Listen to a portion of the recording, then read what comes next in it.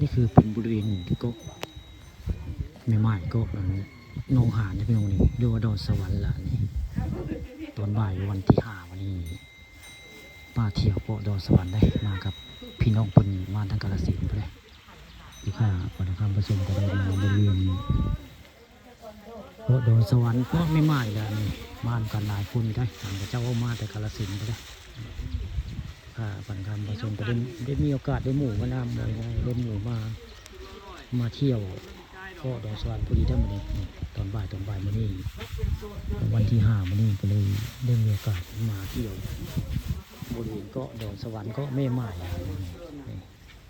ไปประจักษ์กับบริเวณขาเอาปันคำผสมเอาภาพบรรยากาศในก็ไม่ใหม่ก็ดอนสวรรค์หนองหานมาให้เบิ่งมาชมในนี่คือท่าเรือได้นี่เพิ่งมาฮอดพี่น้องนี่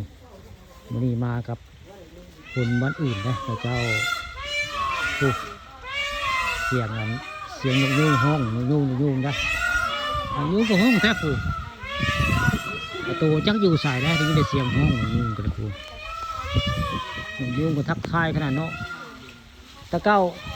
เพื่อนย่างนะพื้นมาวันนี้คืออยู่สูงแทบมาวันนี้โอ้ว้าโอ้โหอยู่สูงได้อันนกยูงเขาอยู่สูงพี่น้องวันนี้มาแต่เก้าเพิ่นอยู่ในใต้ได้มาแต่เก้านี่ได้ถ่ายเพิ่นใต้เพิ่นย่างอยู่ในมื้อนี้ห้องจะปลายไม้ปลายย่างพอมื้อนี้นี่คือเป็นภาพบรรยากาศในเกาะแม่ไม้เด้อมื้อนี้